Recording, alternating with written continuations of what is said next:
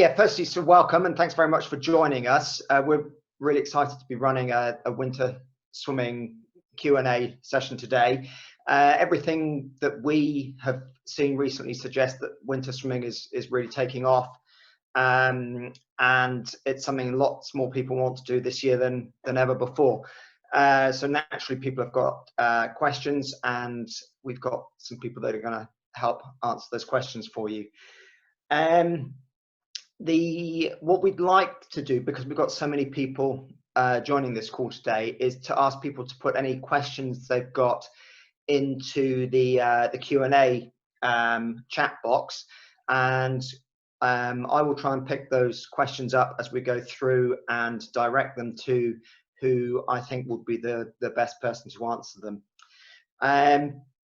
So getting started, I find it somewhat ironic that I'm sort of hosting a seminar about winter swimming, because it's not really something I do a lot of. I've been talked into a couple of winter dips every now and again.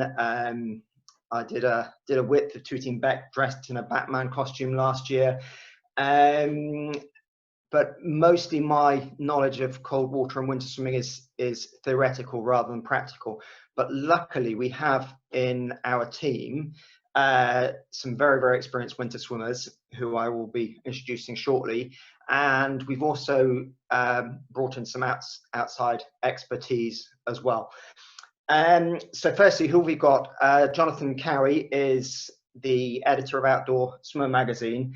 He has been swimming outside through the winter for 11 years now. So 11 years of winter swimming experience. So that just on its own would be probably enough more experience than most people have.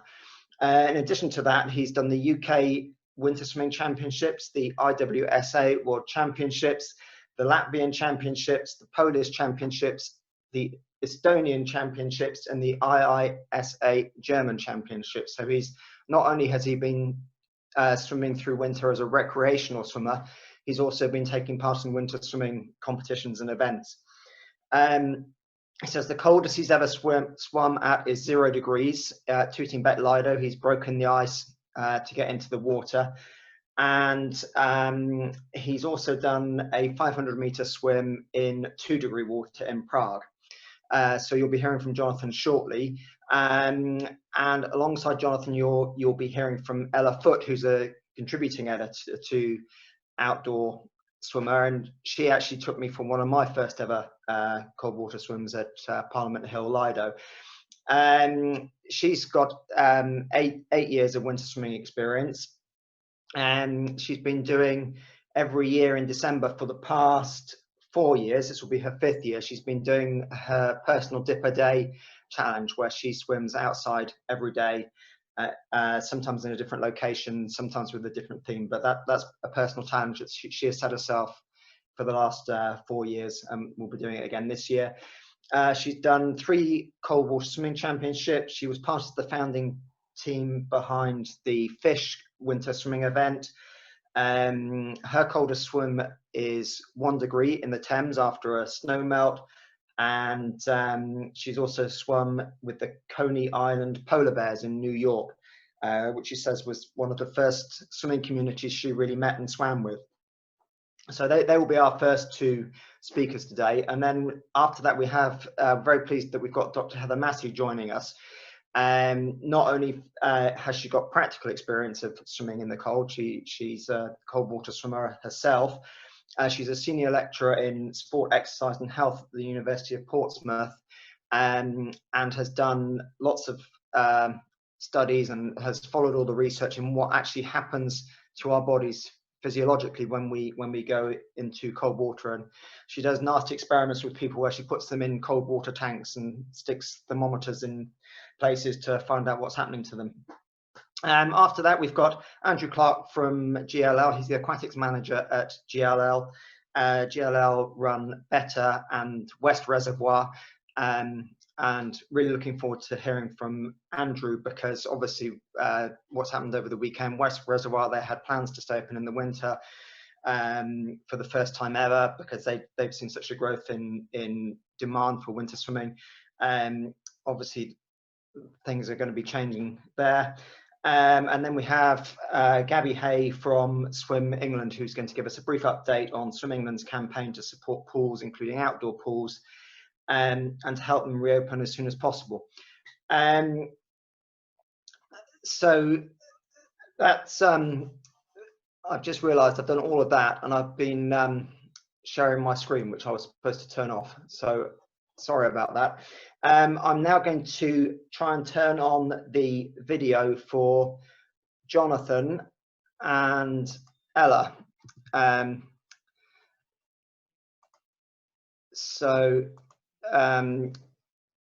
Jonathan, if you could start your video and turn off mute, I will disappear and leave you and Ella to take over.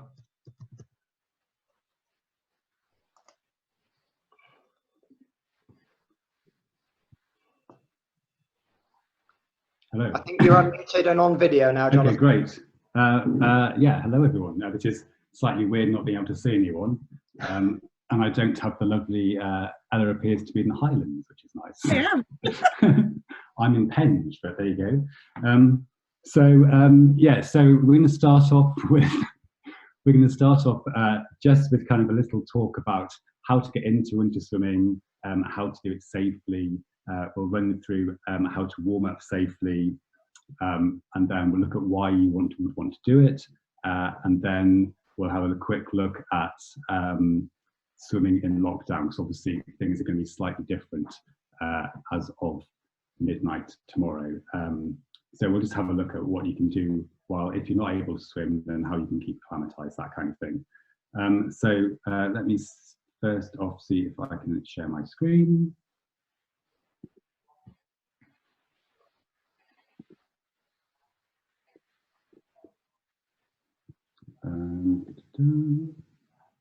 Is that working? Yep. Okay, cool.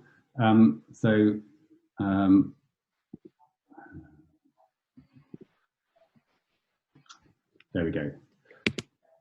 So, why would we swim? So first off, I guess, look at those lovely smiles on our faces. So the reason you swim is, ask any winter swimmer why they want to swim in the winter, and they will just tell you how amazing it makes them feel. And so, as well as the well-known physical and mental benefits about swimming outdoors and in nature, cold water has some special benefits. I guess if we just look at first of kind of like the history of winter swimming, so even though it's quite new in this country, obviously there's been a massive upsurge in the media recently and over the past few years. And I started 11 years ago. So when I started, it was kind of, people looked to me as though I was just a bit crazy. Whereas now it seems pretty mainstream. Actually, if you look at kind of countries like in Scandinavia and Russia, Finland, Sweden, places like this, it's really part of their culture. So, swimming outdoors in the winter and maybe having a sauna afterwards, that's something that they use, to get through those cold months and those dark months of winter. So it has a real history of helping with, mental health and combating depression and anxiety.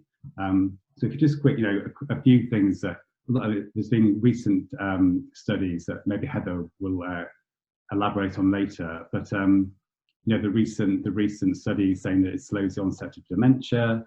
There was a study 2 years ago that Heather worked on where it combats depression and anxiety, reduces stress, reduces inflammation, which helps with high blood pressure, diabetes, improves sleep, increases libido, evidently. So all these things, can help you feel better through the winter. And for me, so I swam a mile this morning at Clarke of Better, and I feel great. Yeah, and it's also the community, which is obviously something that's going to be slightly difficult in the coming weeks. But exercising outdoors, exercising with other people, and then the extra effects of the cold is kind of why we do it. So we can move on to the next slide. Hello? Yeah. So obviously with an increased amount of people heading outdoors that usually swim in the pool, we're very encouraging of thinking before you swim. So there's an awful lot of things that you need to consider. Obviously, during the warmer seasons, you need to plan ahead. It's even more important in the winter. I'm just going to move my face. That's all I can see. So obviously the safest place that you can have a cold water swim is in a supervised, lifeguarded environment. Apart from the next month ahead, there are plenty of Lidos and open water venues that are planning on staying open and opening during the winter. These will provide not only lifeguard cover, but also an environment where you're being observed, and the lifeguards are trained to deal with things like hypothermia. For example, at the ladies' pond, the lifeguards will recognise you if you're not a regular. They will check in on you. If they start to see signs, they'll ask you to get out, that kind of thing. Like most of the time, you're not encouraged to swim alone. It's even more important in winter, because if you start to feel unwell or too cold, you often can't look after yourself, and you'll need someone else to help you.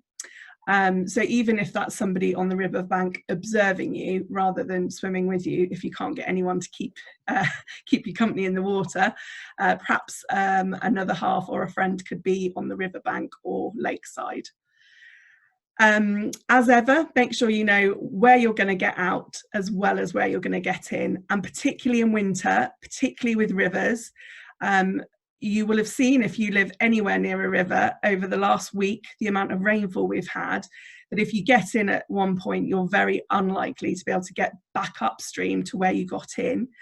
So it might be that you walk upstream and get in to then go back to where your stuff or your car is. But make sure you have a plan, because you don't want to enter the water, end up either along the coast because of a current or further downstream because of a fast flow, and unable to get back to your warm kit, your dry clothes. And then that brings me on to tides and currents. So the sea is a really wonderful place to swim. It's still holding its warmth. I was in the sea last weekend and did a nice 45-minute swim, because it was about 12 or 13 degrees, so it still had that lovely heat. I know Simon will be thinking, heat, 12, 13? But that is quite warm for a cold swim. So yes, you need to be aware of the tides and the currents, particularly along our south coast. You could get in at one point and end up much further down the coastline than when you expected. And I'm sure the same goes for some of our northern coastlines.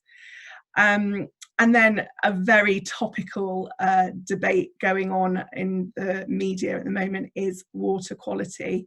So again, after significant rainfall, the water quality in rivers and the sea and local lakes could be impacted by runoff, sewage, agricultural fields and cattle. So all these things are worth thinking about and planning for. The Rivers Trust has a brilliant map now which will show you where the sewage outlets are, so you can swim upstream of those, and will tell you whether they're active. It's, you know, no secret, water companies do put output into our local waterways. They should be clean enough to still swim in. However, sometimes after heavy rainfall, this isn't the case and they fail. And so that can give you all sorts of problems, particularly tummy problems, won't go into more. And then water temperature and weather. So, you know, as I said, the sea last week was still quite warm when I went down there. However, there was a really mean wind. Luckily, it was a southwesterly, so it wasn't too cold. But if it had been a northwesterly, it would have been completely different. So you need to check all these things.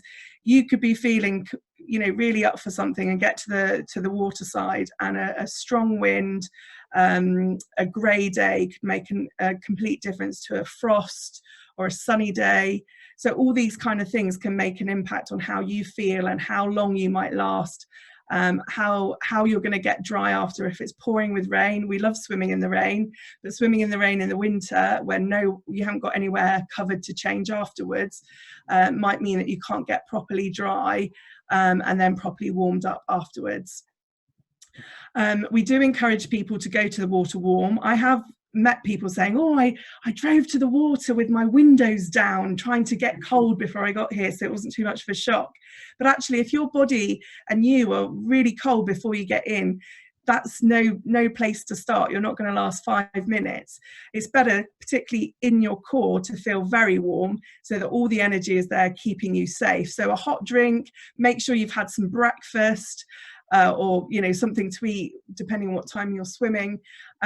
Also alcohol, so if you've had a particularly heavy alcohol induced night the night before, that's going to have an impact on how warm and cold you're going to get. So all these little factors, and then there's a period of time, and we called in the November issue, Johnny wrote about it, it's called the honeymoon period.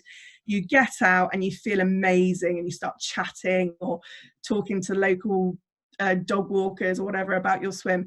That moment is when you should be getting dry and dressed as quickly as possible, because soon after that you might experience after drop, and you can read about how our colleague Luke had a after drop situation when he swam in the lake last weekend. So I think the biggest points are: go to the water with a plan, make sure people know where you are, make sure you have the right kit, and basically get in and get on with it. Don't hang around in your cosy having a chat too much and cooling down. Get in the water, get moving, and I think enjoy it. Yeah.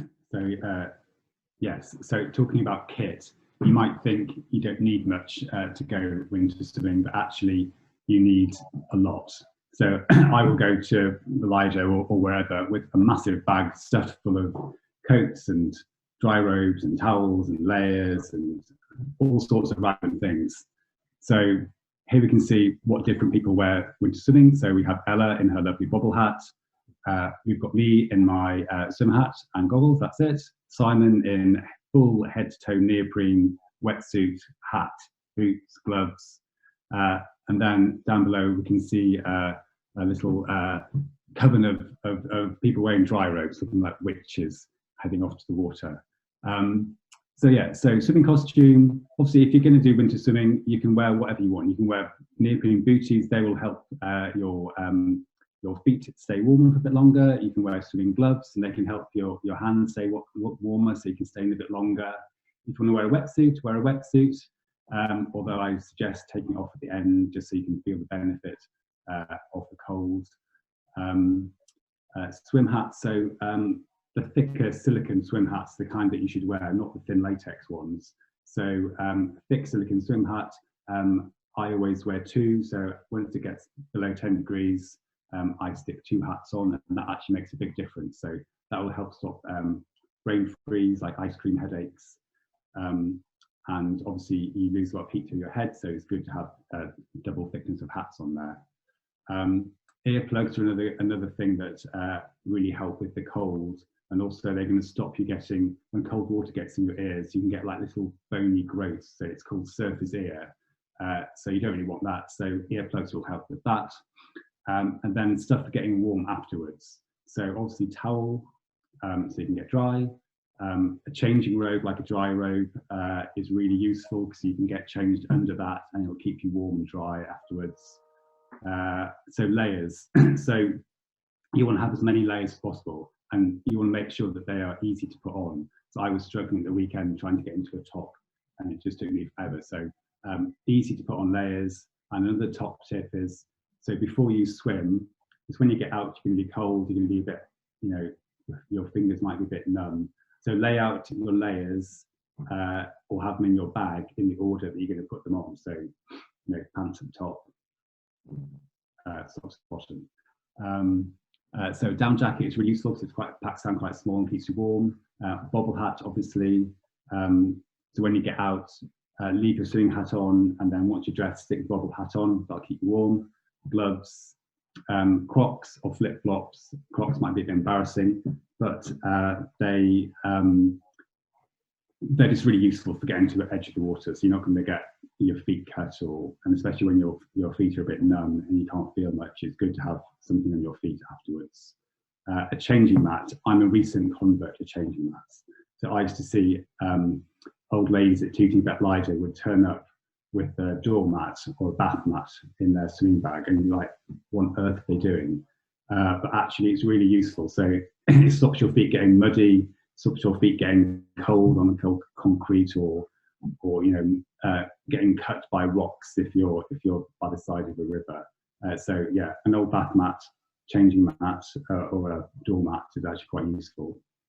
A toe float if you're somewhere where you have to wear a toe float, and obviously once you're out of the water, hot drink, snacks, an axe. So yeah, last on the list is an axe. So if you're going to ice swimming, an axe might be useful for breaking the ice, but that's pretty hardcore. Yeah, so you need more stuff than you might think.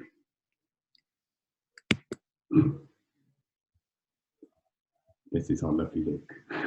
It's our lovely Luke. So during your swim, so there's a few things you can do, particularly over the next month if you're not swimming. Do some research, learn about things like cold water shock, hypothermia, swim failure, all actually in this month's magazine if you want to have a look. So cold water shock, it's something the RLNI and the RLSS talk about a lot because it happens particularly to people who don't intend to swim. So it's when you first get into water that is colder than your body temperature and you take that massive intake of breath, a gasp. If you've fallen in, you're more likely to also take in water. But if you get in too quickly, jump in, wade in, leap in, dive in into cold water and you're not prepared, you could have that cold water shock and then take a big gasp of breath, take on water, then you start to cough, splutter, panic, and that often leads to drowning. So that's a really significant thing.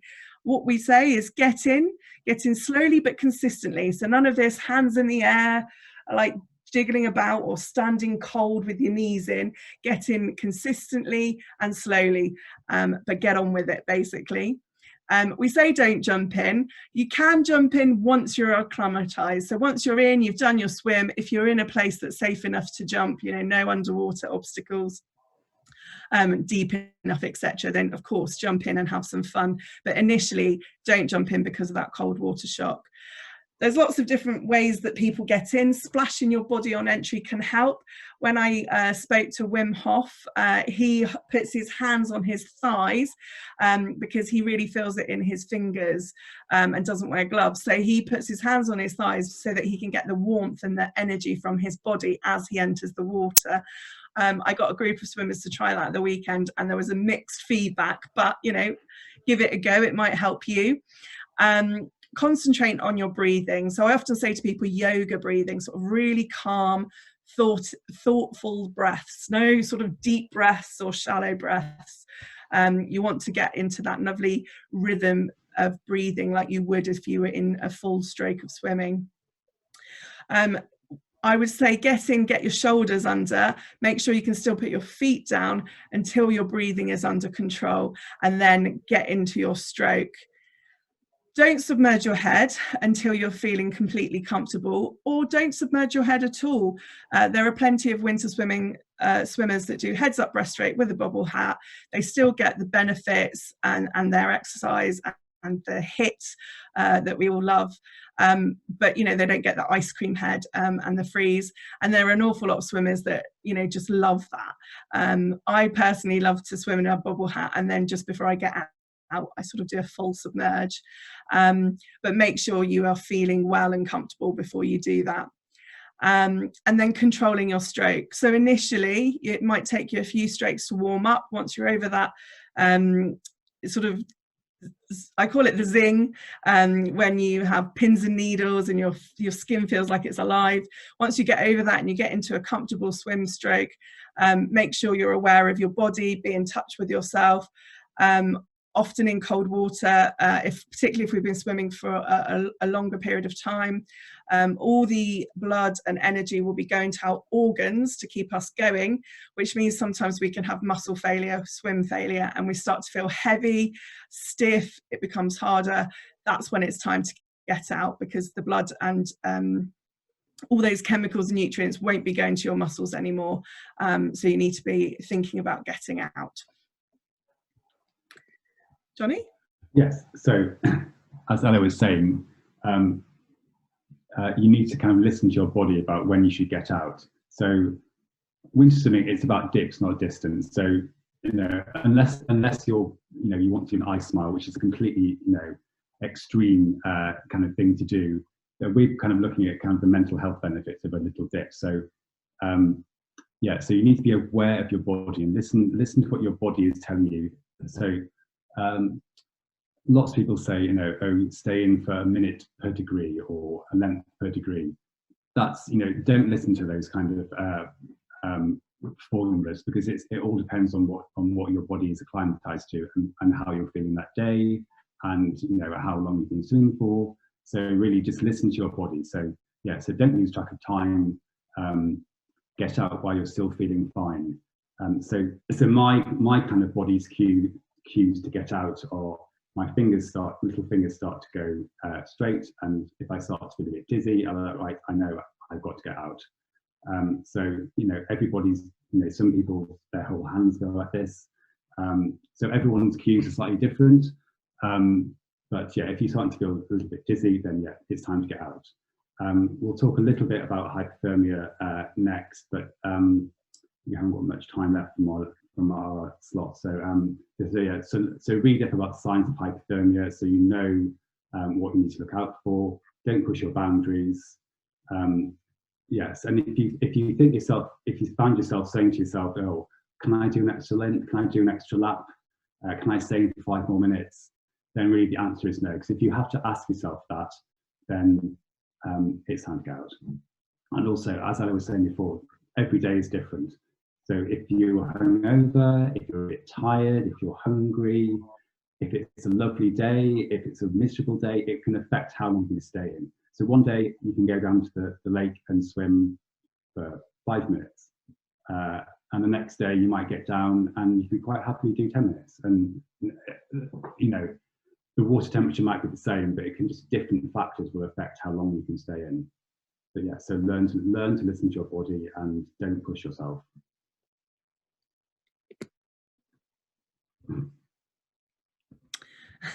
So yes, we've mentioned the quick and use of the honeymoon period. So yes, definitely get dressed, get dry dressed, and a hot drink in you as soon as you can.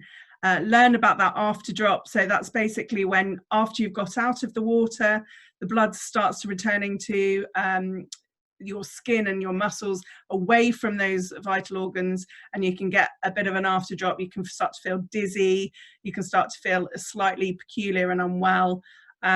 So that's why it's so keen to get dressed and dry and warm. Shivering is good. Some people don't shiver, but generally shivering is a good sign. Actually, when you start to lose the shiver is often when your body's cooling too much.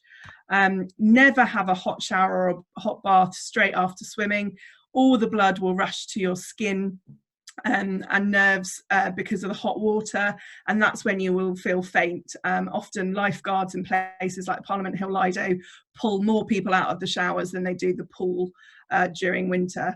It's important to warm up slowly and from the inside. So hot drink, something sugary. Some people like to do a bit of a jig or a walk around and start to warm their body and get their blood pumping.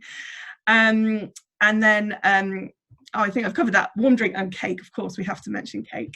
Yeah, so we mentioned hypothermia earlier. So we haven't got much time. So I would urge you just to read up about hypothermia. And again, there's a bit more detail in the new issue of the magazine.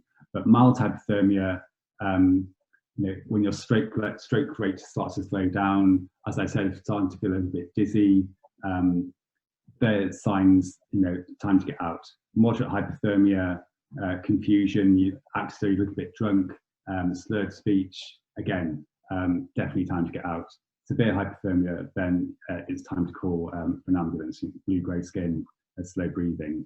And again, so we've got a list here of what to do, and we can share these slides afterwards. So if someone has gone hypothermic, then essentially you need to get them out, get them warmed slowly, and get them dry, and keep them mobile, keep them talking. And if you think that they're going, if you're unsure, call an ambulance. Again, if they're going into severe hypothermia, immediately call an ambulance.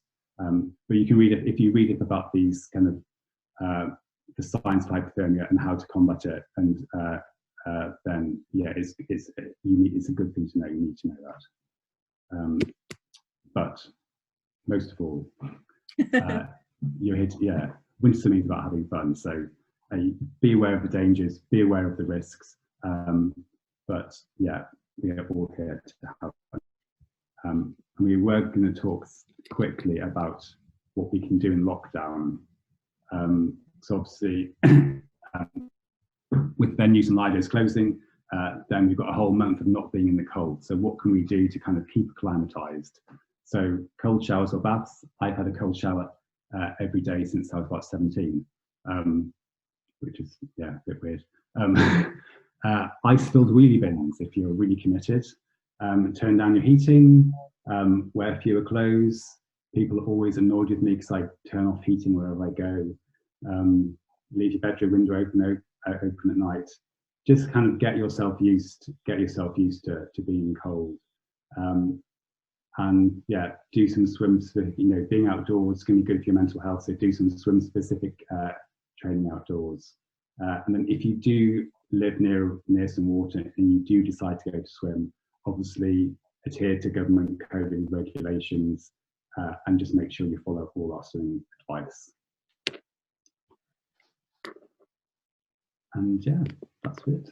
And then you can find out how low can you go. Thank you very much, and sorry that I had to move you along a little bit. No, that's fine. There's a couple of questions that have come in that I think I'd like to just before we bring Heather in, that are quite relevant. I think one of them probably relates back to the last slide you just showed us. A couple of people have asked, because of the new lockdown, they're probably going to have to take a break from swimming, and during that time it's likely that the water will cool down, so they won't have the opportunity to gradually acclimatize as temperatures cool down. So they might be going from 10 degrees now to 6 degrees or 5 degrees or something when they get back into the water in 6 weeks time. And is that going to be a problem, or is there? I know you've suggested some things people can do, but does that mean the winter season's over, or can they pick it up again where they leave off? No, well, I mean, you can't pick it up where you left off, obviously, because it's going to be much colder. But you can pick it up and swim for a lot less. So when I started winter swimming, I started on Christmas Day because I saw a race at Tooting Lido, and I thought, well, actually, they're all doing it. I'm going to join in as well. So my first winter swim was in like 2 degrees. So it, and I wasn't in for very long. So if you spend the next month, kind of trying to get used to the cold, having cold showers, and just be aware that when you do get in again, it's going to be much colder than it was, now, and just regulate your kind of swimming to deal with that. So you're not going to go in for as long as you are swimming now. Just it may be 5 minutes or 2 minutes. I think just to add to that, it'll be about building yourself back up again. So that initial swim, you might only do 5 minutes, or you might even just get in and get out, and then every time you go to the water, you build it up and up and up again. You just a bit like if you weren't swimming in a pool for a month, you're not going to have the same fitness. It's a similar thing. You're going to have to sort of go back to sort of step one if you don't swim for a month. Okay. I think you've also, Jonathan, you answered one of the other questions that came in. So someone said they haven't started winter swimming this year yet. Is it too late? Have I missed my opportunity? And I think you saying that you started on Christmas Day is actually a very clear demonstration that no, you can actually start at any time. Yeah.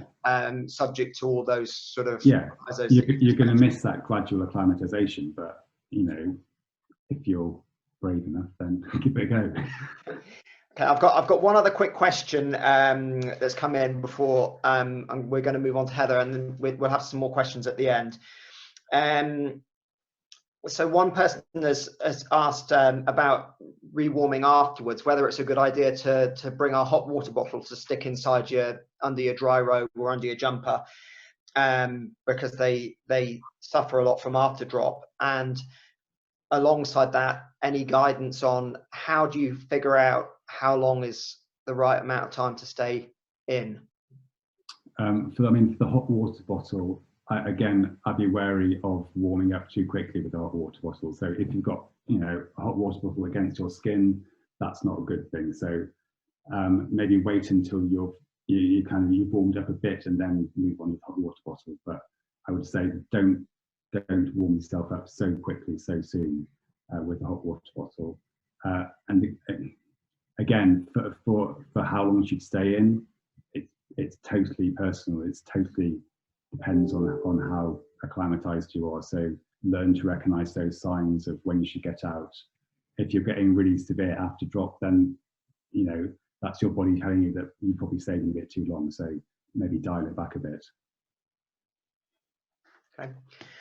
All right. Well, I'll obviously bring you two back in at the end, but we're going to hear from Heather now. So I'm going to hopefully bring Heather online with video, and her video's on. And if you can you unmute yourself, Heather?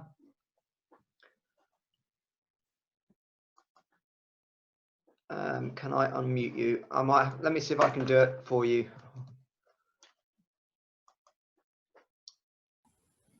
Brilliant, thank you. Can you hear me? Yes. Fab. Jonathan and Ella did an amazing job of completely summarising my talk, so this could be quite entertaining. So I was asked to chat about what happens to us when we go into cold water, and so I'll hopefully add a bit more of the science behind cold water swimming into what Jonathan and Ella have already said. So please carry on putting things in the chat so that we can try and address your problems and your questions.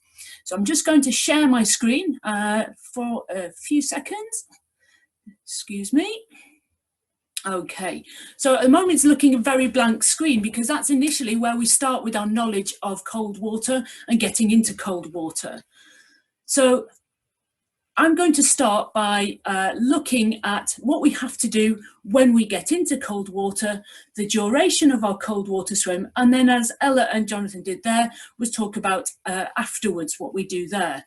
But hopefully add some of the science behind what they've been saying as well. So firstly, we get into cold water. Oh, sorry about this. Oh, why is that not working? Oh, sorry, it's, sorry about that. Okay, so we get into cold water, hopefully very slowly, as Ella's suggested, and the first couple of minutes we'll start to experience what we call that cold shock response. Now that cold shock response is a big inspiratory gasp and rapid breathing, but it also increases our heart rate and our blood pressure as well. So we need to be aware of those sorts of things that are happening to our body during that initial response. Now that initial response peaks within the first minute, and it may last for 3 to 4 minutes during that first initial exposure. So Ella quite rightly said that we should make sure that our head is above the water when we're going into the water, so that we can allow ourselves to breathe. It won't be normal breathing, but it will be breathing. If it's lasting any longer, this may be because you're starting to panic a little bit, and obviously if you're in a safe environment, hold on to the side, stand up if you're able to. If you are starting to struggle and you're not happy, then it's perfectly acceptable to get out. There's nothing keeping you in the water apart from yourself. This is apparently something we do for fun. So yeah, so that's the cold shock response, and it's caused by that skin cooling that occurs as we enter the water. Now, the reason it dissipates after 3 to 4 minutes is because our skin then adapts to that cold stimulus, and it's about the same temperature as the water is. So there's no new stimulus for us to carry on that extra breathing that's occurring. So what we should be doing after that is then, and only then, when we can start to talk, why is this not? When we can start to talk in full sentences, then we can start to swim, either putting our head in if we want to, but that's completely optional. So once we've cooled that skin surface and that cold shock response has dissipated, we can then start to swim. Now, the next process that occurs is something called peripheral cooling, and that's where we cool the nerves and the muscles of the body that are peripheral to the body. So particularly in the arms and fingers, and also in the toes and calves as well. Now, when that cooling starts to occur, our movements will start to become more jerky. We'll lose strength in those limbs as well. So particularly if you're going to struggle to get out of the water because of the way you've had to get in, then you need to think about getting out of the water before your muscles cool to the point where you're not able to get out of the water. You can notice this by changes in your stroke, by changes in things like your fingers may start to become a bit splayed when you swim, and also that your swimming stroke may become more exaggerated or quicker. So that's peripheral cooling, and what we want to happen is that you get out before fingers start to splay.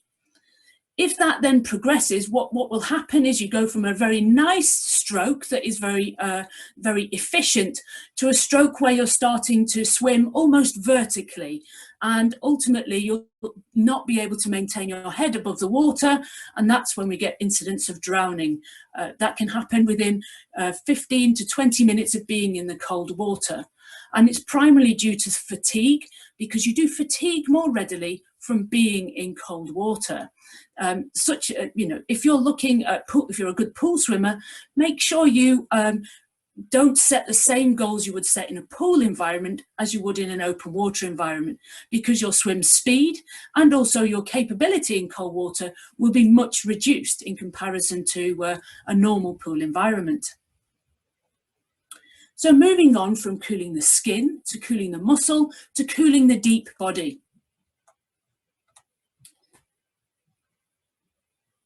Excuse me, sorry, my slides are a bit slow because I'm trying to run Zoom and a PowerPoint at the same time. My computer doesn't cope. So we're now trying to cool the deep body, and we normally operate our deep body temperature at about 37 degrees Celsius, 36.5 to 37 degrees Celsius. Now, clinical hypothermia is classed as 35. So we've only got a very small reduction in deep body temperature before we start to become hypothermic, have a low deep body temperature. And there's a couple of questions on the chat which I've just been monitoring and looking at. It says, how do we know if we've got cold deep body temperature? Well, that really depends on how you're measuring it, if you're measuring it in the correct manner. Now, in a laboratory setting, now Simon did allude to this, in a laboratory setting we would tend to use quite invasive measures of deep body temperature, which are exceptionally accurate. Unfortunately, these are not well liked for very obvious reasons, and many people might try to use things like infrared ear thermometers that they would use with a baby that has fever. These are wholly not acceptable to use in a swimmer or anyone that's been immersed in cold water, because what they do is reflect the surface temperature of the environment within the ear. And if you've got wet, cold ears, that thermometer is not going to give you an accurate deep body temperature. So that's one of the questions that was on the chat. Now, we can also monitor, we can also work out if somebody is becoming hypothermic by their behaviours. So are they starting to slur speech? Have they become much more slow in their responses? Have they started to become forgetful where normally they're not forgetful? These are all very these are all good signs that somebody is starting to develop hypothermia. And definitely we should get them out if they've not already got out, but definitely we need some action to get them rewarmed. Now, unfortunately, at the moment, that's going to have to be socially distanced action, or we need to be masked up accordingly. Okay, and the next bit, as Ella and also Jonathan alluded to, is looking at after your swim. Now, I've broken this into 3 separate sections here. We've got after drop, immersion and rewarming collapses, because these are some of the problems that people have with ending their swim. So the after drop is really about the continuation of deep body cooling after you've got out of the water. Now that means that maybe half an hour after your swim, you are going to be much colder than you were when you got in the water. And you may be fine when you got out of the water, but starting to experience some of those signs and symptoms of hypothermia when you get to that after drop, that trough of that after drop 30 minutes later.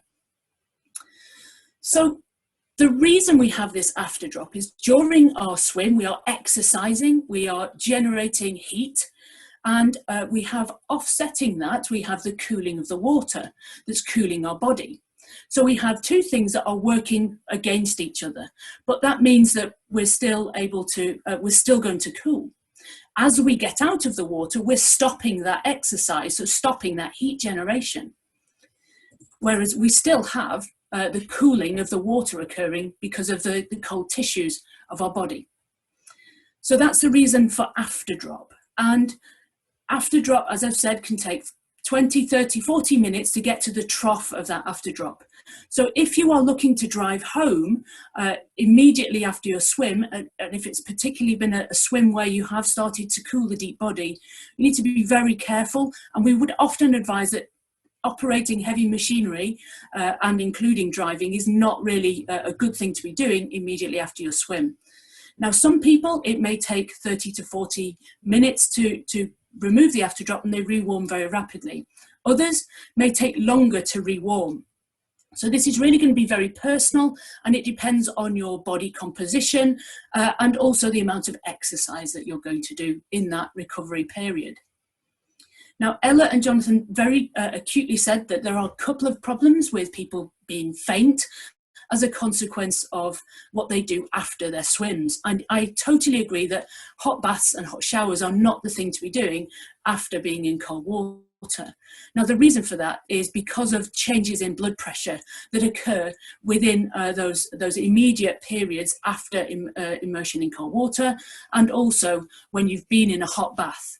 You're getting out of that hot water and you're reimposing gravity, which is therefore moving the blood away from the heart and the brain, and it actually goes and ends up pooling in your feet. So that's not where you want the blood to be. You want it to be up here, and if it's not up there, then you're going to collapse. And the consequence of that is traumatic injury. So we want to avoid those things from happening. So please avoid using hot showers and hot baths. Now, the other thing we also need to be more aware of, and this is becoming more frequent as we're going into colder waters, is the appearance of something called non-freezing cold injuries. Now, we know so little about this condition, and the information we have is primarily from military settings. Now, non-freezing cold injury can be very painful or swollen limbs. Normally affects the digits, so the fingers, the toes, but it can also be the ears, nose, and genitalia as well. And it's very different and can have very different impacts on different individuals. Some people will have extreme pain, whereas others will just have very white fingers and white toes. We also don't know the dose, so the duration of cold and how cold people should be in order to develop a non-freezing cold injury. So again, we need to start to be aware of what's happening to our body when we're putting ourselves in cold water. Nevertheless, having said all of that, I'll try and be positive and look at the things we should be doing at each of those points.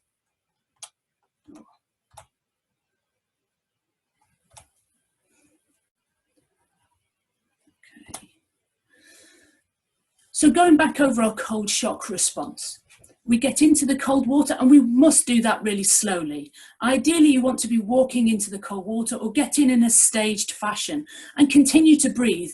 There's lots of people that think they should go in and breath hold when they go into cold water. That is absolutely not the thing we need to do. Continue to breathe. It's going to be a bit weird while your breathing settles down, but yes, wait until you can speak in full sentences before you start your swim.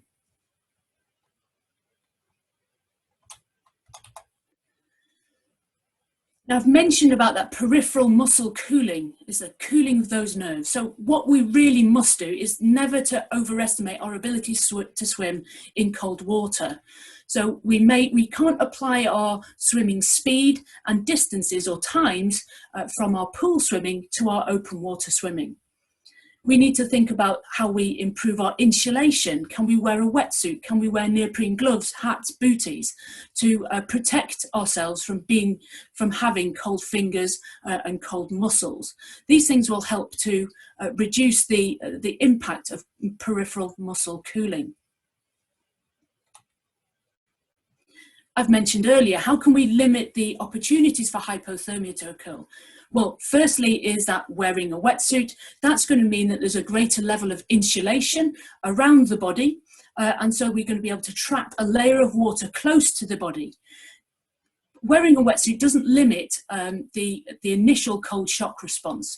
So you will find that as the wetsuit floods with cold water, that you will still have that initial cold shock response.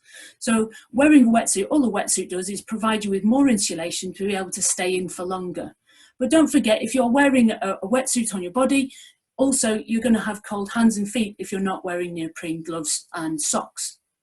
Again, don't be overambitious in setting your goals. This is something that we do for fun, allegedly.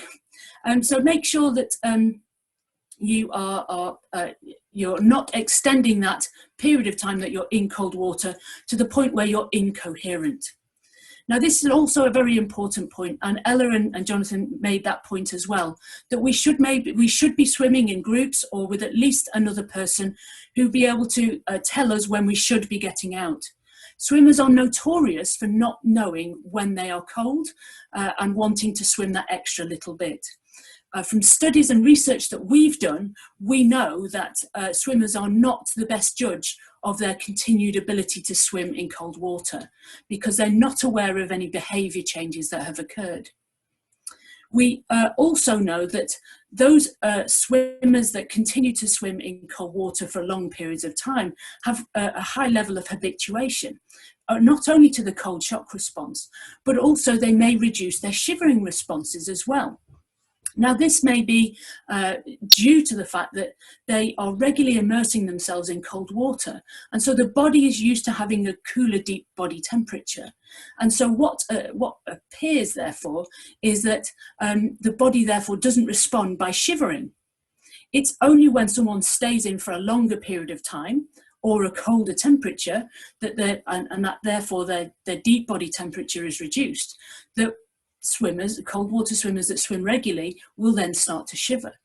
So they're going to start to shiver at a lower deep body temperature and therefore closer to hypothermia than people just starting out on their swimming journey. So that's something to bear in mind about how long you stay in cold water. Okay, and very much as Ella and Jonathan mentioned, make sure you plan ahead. Get your clothes ready for when you're getting out. Exit the water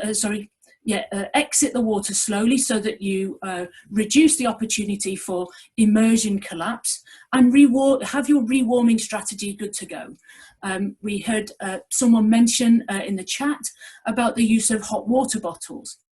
I would extend that to anything that will prevent you from shivering. Now, having warmed items like hot water bottles may reduce the shivering response. Your shivering response is stimulated by having cold skin. Now, clearly shivering is a great form of exercise and produces a lot of heat, and that's how we rewarm. So if you are going to use things that are going to rewarm the body more quickly, like hot water bottles, if it's reducing that person's shivering rate, I would remove that from their rewarming strategy. We should also consider getting people into a shelter if you're out in a river, and get on dry, warm clothes. They're the key things that we need to do as quickly as we possibly can. And finally, in terms of non-freezing cold injury, it's okay not to swim if you have painful hands and feet. And also consider wearing things like neoprene gloves, neoprene socks, and also a bonnet if that means that it reduces the pain that you get from going into very cold water and allows you to swim as well. So I'm going to stop sharing my screen and allow some questions, if that's all right. Yes, that was fantastic. Thank you very much, Heather. The questions have actually been flooding in, but I'm well aware that we are considerably behind schedule. So I think what I might do is just ask you one question now, because I want to give the other couple of people a quick chance to speak, and then maybe come back to some more questions when we've done that. So one of the questions, and I was quite interested in this, is it okay to go for a run after a cold water swim as part of or a brisk walk as part of your rewarming, or is it better to sort of huddle up in all your warm clothes until you've warmed up before you go off and do some vigorous exercise? That's a good question. That's a question from Holly. I wouldn't do vigorous exercise immediately after cold water swimming, particularly very cold water that we're going to be experiencing over the winter. We're going to have lots of blood flow around the body, will then return to the heart cooled. And what we don't want to do is stress a cold heart. That has caused a number of problems in the past by stressing a cold heart. So some light exercise to start with, and then follow that up with more vigorous exercise later after you've started to rewarm. So I would get over that at that after drop and then consider going for a run. Right, thank you. And I hope you can stay around a little bit longer, Heather. I know we're close to 2 o'clock. I want to bring Andrew in very quickly. Andrew's from GLL and Better. I'm sure people are very curious to hear what you're going to be doing at West Reservoir, but also the whole, what have you done to turn West Reservoir from essentially a summer swimming venue to a winter swimming venue? I guess those are a couple of things you're going to be covering. Over to you, Andrew. Okay, thanks Simon, and thanks for Jonathan, Ella and Heather, because you've taught me a lot about cold water swimming. So I guess my experience, and we operate a number of swimming pools across the country, over 140 up and down the country, but within that we've got sort of 10 or so Lidos, but lucky enough to be operating West Reservoir with the London Borough of Hackney. And West Reservoir really has been a bit of a phenomenon this summer, and I think it goes to show what can be done when you actually open up availability and test the demand to its truest sense. We were probably a couple of weeks behind the curve of a number of open water venues opening up in the summer.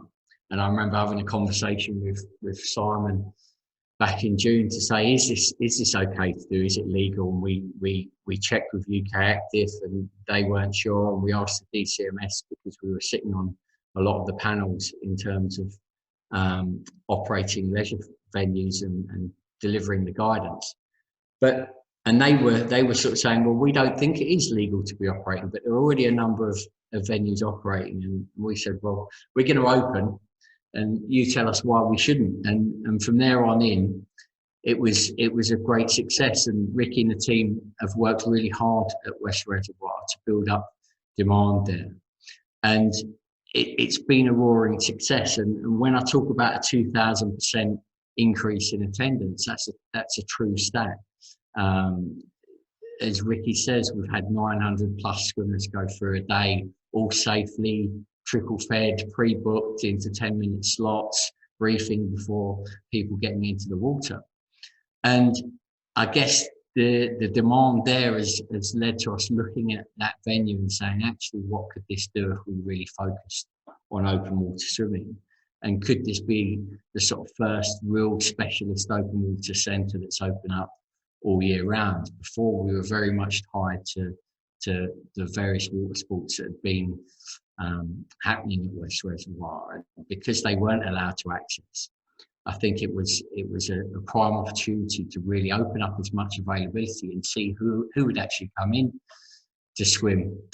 And obviously that was before a lot of the swimming pools opened up. So therefore it was a really good testing time to see actually with the open water swimmers that came before return to West Reservoir, and who would the new customers be. And it's absolutely flourished, and that's led to us looking at winter swimming. And my experience of winter swimming can come to probably 3 occasions. One was actually in June in Windermere, which was my first open water swimming experience, which I thought was cold, and it wasn't, because it was about 13 degrees. But my other two was a Boxing Day swim in Southend, which was a charity and a Christmas jumper, which was definitely a dip, not a distance, taken into Jonathan staying there. And probably my next experience was, randomly enough, in the twin town to Southend in Sopot in Poland. I'd just done a park run in the snow in January and came jogging down the beach back to my hotel, came across a sauna cabin and saw some strange looking blokes in Speedos standing outside it, running towards the sea. And I joined them up to my sort of thighs in the water, and it was definitely minus temperatures, -5, and it was definitely made me feel courageous, made me feel boastful, made me feel invincible. I thought I'd be bragging about my park run in the snow to my mates, but it was actually the cold water swim that made that whole weekend special for me. I did decline the shot of vodka and the sauna afterwards, which, based on Heather's advice, seems like a good choice to me. But we're really excited about cold water swimming at West Reservoir, and credit to Ricky, he's been prodding and poking us to get this moving for the last couple of years now. And I think this year it's because of what's happened over the summer at West Reservoir, and the number of people that's come through the doors there, and the positive feedback, and really the community that has been built around West Reservoir. And considering there is a 50-metre heated Lido up the road, and considering there's a 8-lane 25-metre pool the other way up the road, to still be within our sort of top 10 swimming venues across the country in terms of numbers through the door, even going into October, is remarkable in terms of the achievement. And I think what we're excited about probably going forward into next year is a lot of the wraparound services. When you talk to people about open water swimming and you talk to people about cold water swimming, it is about that sense of belonging. It is about other things that wrap around the actual swim or the dip. It's whether it's the hot chocolate at the end, or the cake at the end, as Ella talked about, or whether it's about a sauna or a jacuzzi. And they're the sort of things that we're excited to start looking and exploring going forwards at West Reservoir. And we're really keen to get your feedback on what the sort of things people might like that venue to be able to provide. Up until now, we haven't even been able to provide a hot shower and a changing room for you. So we're really excited once we get past COVID restrictions, what can we do? And yeah, what I do love about open water swimming in general and the current trend around events is people want something different. People want something a bit special, something to brag about. And yeah, I saw a lake across the road from where I live did a Halloween swim last weekend, and lots of people wearing lights on their heads. So yes, absolutely, we will be looking at festive events that we can run. I'm hoping we'll do our first Boxing Day swim at at West Reservoir as well. So please give us your feedback on the sorts of things you'd like to see at West Reservoir and other venues that we operate. And we're really excited about the future of open water swimming in GLL. Thank you very much, Andrew. There is one question that has come in for you, asking about whether you've got any, and obviously there's a lot up in the air at the moment, but whether you've got any intention or desire to open other places. And the place that's been mentioned is Jesus Green Lido in Cambridge.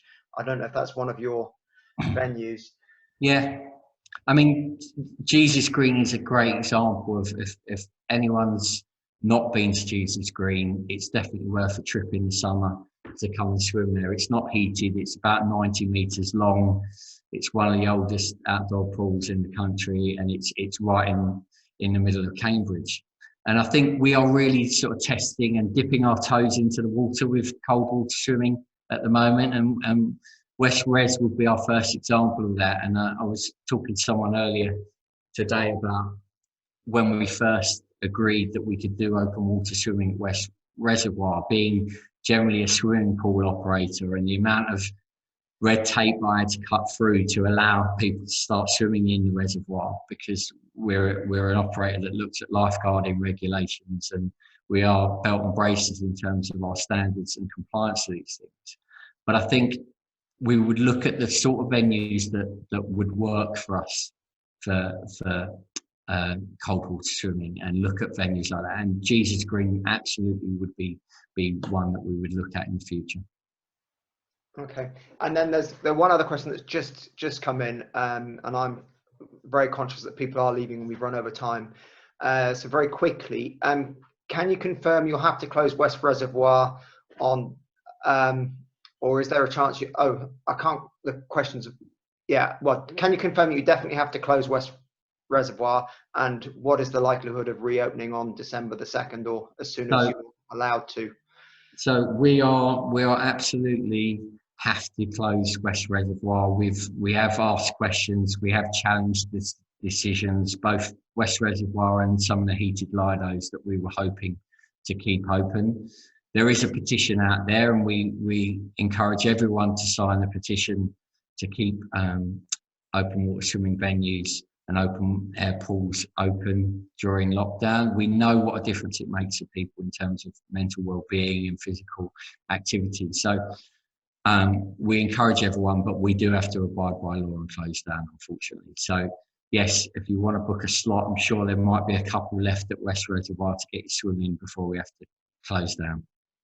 And then plans to reopen. Obviously, you don't know when we're going to be this lockdown is going to be released, but I mean, I don't know. The opening and closing is obviously costly, but would you like to reopen as soon as you're able? Yeah, I mean, look, we've done something in that no one's ever had to do in history before. We had to close down 150 pools. We had to reopen 120 plus pools, and we've got to close them down again. So it's heartbreaking, really. But we are definitely really, really keen to open up as soon as we are allowed to. So when we're actually going to, we're going to try and keep government to its guidance in terms of this 4-week lockdown, and we're going to be putting slots on for sale so people can book their slots to get back into the pools and to the open water swimming venue as soon as we can. So hopefully sort of back end of November, you'll see those slots become available and you can book them up directly. And that way we're trying to make the case going forwards that if we do go into future lockdowns, it will encourage the government to allow us to stay open. All right, thank you very much, Andrew. And sorry that we kept you on a bit longer than we planned. We've got Gaby Hay from Swim England now. Just really a few closing remarks and a little bit about what Swim England has been doing and how you've been, campaigning to keep pools reopen and what you're doing right now. Over to you, Gaby. Right. Hi everyone, and thank you so much for having me. And I thought that the session's been really, really interesting. I did my first cold water swim last week in 10 degrees, I thought it was a lot warmer than that, but when my wrists started to ache, I realised it was probably about 10 degrees. But I'm pumped to do my next one. But yeah, just really quickly from me, really this is to ask for all of your help. I'm head of membership development at Swim England, and if you don't know, Swim England are the national governing body for swimming and aquatic sports in England, so we are responsible for the sport, for growing it, for developing it, for governing it. And we've got over 200,000 members and people that haven't been able to swim during these really uncertain times. So the main area that we've really been focusing on is campaigning to keep pools open, to get them back open, and outdoor spaces as well. And I think what you all probably want to know is, will outdoor venues be open during lockdown? At the moment, no, but we're currently really lobbying hard and submitting a letter by 5 p.m. today to the Prime Minister to encourage him to see the benefits of outdoor swimming as well as indoor swimming. So there is still a chance that it could be possible that outdoor swimming will be viable during lockdown. So I've shared the link in the chat, but if you could sign our petition, that would be really, really helpful. And we're working really hard to try and gain clarification for all outdoor swimming venues on whether it's going to be viable or not. I appreciate some of you may not be able to open again, and it might not be commercially viable, but we are working really hard because we understand the benefits. So if you do get, I mean, I won't go on any further because I know we've reached the end, but the campaigning work is something that Swim England are being extremely vocal about at the moment. So if you can have a look at our website and share social media posts, prod your MP, that would be really helpful. And we hope that we can get all of you back swimming very, very soon. Thank you. Thank you, Gaby. I know we've run 15 minutes over. We did promise some time at the end for questions. So what I'm going to do is I'm going to turn back on or ask all of our speakers to unmute themselves and put their videos back on. In fact, I'm just doing that right now. I'm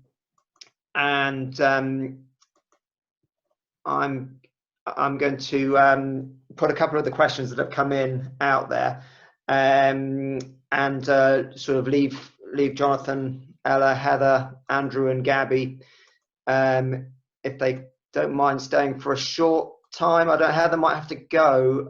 She's waving. Hang on, I'm trying to turn you off. You're still muted. Yeah, I couldn't unmute myself, sorry. One of the questions is, how quickly do you go from feeling cold to being dangerously hypothermic? So that feeling, you know.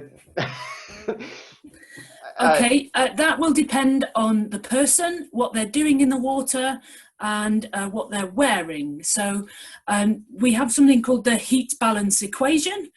So that's elements of the bits that are going to heat you up, the bits that are going to cool you down. And so if someone has a lot of insulation and swimming very vigorously, they're going to slow more slowly than if they're not wearing much and not doing much in cold water. So it's very individual about the rate of cooling that will be occurring for that person. So for someone like myself who's carrying a little bit of extra weight in comparison to someone that's half my weight, they're going to cool far more rapidly than I would. Okay, thank you, Heather. Another of the questions is on a related subject as well. Is does frequent swimming in cold water, can you train yourself without changing your body shape? Can you train yourself to be more tolerant of cold water just by doing it more? Should I answer that? Okay. So in terms of, there's things you can do. So things in terms of cold shock response, you can reduce the cold shock response if you're in the same temperature water. This is not cooling water. If you're in the same temperature water, you can reduce your cold shock response by about half within 5 and 6 3-minute cold water immersions. So you can reduce that cold shock response, that initial immersion response. Also, by swimming for prolonged periods of time, you can reduce the amount of shivering that occurs, which makes it easier for you to coordinate a stroke. But also has the knock-on effect that actually you start to shiver at lower deep body temperatures. So it's a double-edged sword. I mean, Jonathan, can you add anything? Because you obviously swum outside for a number of years. Have you found that as the years have gone on, that you've become able to swim for longer without getting dangerously cold? Yeah, maybe not necessarily swim for longer, but I can definitely. I think the acclimatization definitely seems to kind of stick with you throughout the year. So maybe it's because your body knows what to expect when you get into cold water because you've done it so many times before. So, for example, I don't think I have much cold water shock response left. I'm quite happy jumping into water. Obviously, you should never do that if you're not acclimatized, but I do. That's my decision. That's a risk I take. But equally, you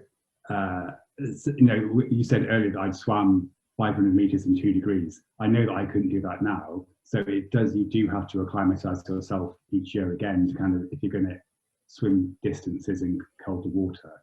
But generally, I do feel more acclimatized than, I guess, than just a normal member of the public who wouldn't jump and go in cold water swimming at all. Okay, and there was another question, and I don't know if any of us can answer this, but I'll put it out there anyway. The benefits that we were talking about that you get from cold water swimming at the beginning, do you still get those benefits if you're swimming encased head to toe in neoprene? No. I don't think the evidence we have at the moment is strong enough to say that there's enough evidence to say that we get lots of improved mental health. There's lots of anecdotal evidence, but in terms of the science is very much in its infancy, and so we can't say whether wrapping ourselves in neoprene will have that impact. But we do know that you still get skin cooling that occurs, and so it depends on what the stimulus is for the thing you're trying to reduce. Yeah, and I guess if you're someone who doesn't really like the cold and you're in a wetsuit and you swish the water down the front, you're still going to be much colder than someone who's swimming in a heated pool. So you're going to get some kind of benefits from it. I think also Ella alluded to this. We don't actually know what has these benefits, what causes this euphoria that swimmers experience. Is it being in cold water? Is it a challenge? So is it psychological? Is it sociological that you're with people that you want to be with, sharing a common goal? Or is it the fact you like eating cake and shivering? So we don't actually know what the cause of these the improved feelings are. Okay. So it sounds like there's lots we still need to investigate and find out. And I see that someone has posted in the chat that they'd be very happy to join any of your future trials, Heather. So if you're looking for volunteers to get into always, thank you. You can come back to this group, I guess. I'm just going to ask one more question, but and it was a question directed at you, Ella. Someone was just asking for some advice on good head-up breaststroke technique for cold water swimming, and what would you recommend? Oh God, I mean, breaststroke's one of those things that you need to master it to prevent lower back and neck problems anyway. So I'd always encourage you to make sure you practice your breaststroke in the swimming pool anyway, to make sure you have good body position, etc. People do say if they're doing heads up breaststroke, they can end up getting neck problems. And also in the cold, you don't get very relaxed, but the best thing is to give yourself to the water is what I would say. So that kind of, if you can if you could become one of those swimmers that don't even need to move their legs and arms to float in water, then you should be able to easily breaststroke without putting too much strain on your neck or your back. Otherwise, I would just double hat it, put your goggles on, and still doing the ducking under will probably be better than a permanent under with your front crawl. And in terms of, so the International Winter Swimming Association, their regulations for head-up breaststroke for their competition is you can't put your eyes underneath the water, so you can do the ducking. So obviously that's better for your neck if you're, and you're more streamlined, but don't put your head can't go under, so don't put your eyes under. Good. Okay, we've run over 20 minutes over. I think that's a sort of reflection of the quality of the content we had. We've had the majority of people have actually stayed with us all the way through, so I'm assuming they all found it interesting. I'm just going to wrap up by thanking again our speakers.